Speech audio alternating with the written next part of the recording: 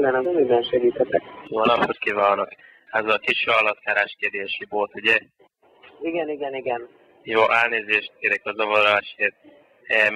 Annyi problémám lenne, a telefonkönyvbe kerestem ki magukat, hogy tisztítottam itthon a gyereknek az akváriumját, aztán a fürdőkádba beletettem a guppikat, meg az összes annyi kis halat, aztán ahogyan le akartam, ugye kiszedtem őket utána a kádból, vele visszatettem az akváriumba, aztán az algajövő Isten tudja mi, meg rája szívta magát a fürdőkádnak az oldalára, hát az Istennek nem tudjuk onnan leszedni. Hát meg kellene egy kicsit talán nedvesíteni, hát ha úgy. Kérem, ez nem mozdul. Ez rá vákuumozta magát, vagy én nem tudom. Próbáltam slagga, meleg vízzel, hideg vízzel.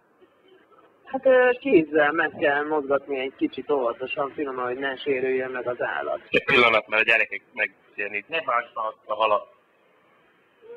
Mert másképp nem fog menni, vagy legalábbis más ötletem már nincs hozzá. Egy pillanat, mert a gyerek meg zsilettengét. Hagyd békén azt a halat, hát olyan pokot lebaszokon lesz. Hát akkor mit tudnának tanácsolni? Már a szomszéd azt mondta, egy kis sort szordjak a fejére, azt akkor leizél.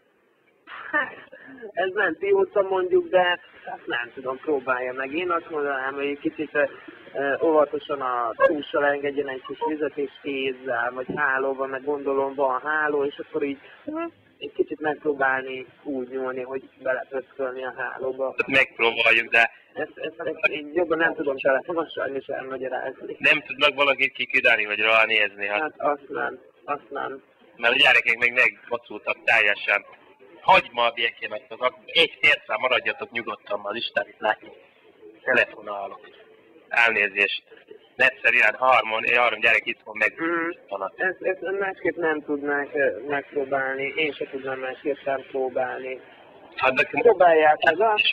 Vagy nem tudom valamivel, hogy leallergiázza neki a fejér, vagy... Hát mindegy, megpróbálom. Én ezt tudom javasolni. Jó, hát fiatalember, köszönjük szépen. Nagyon szívesen. Viszontlátásra.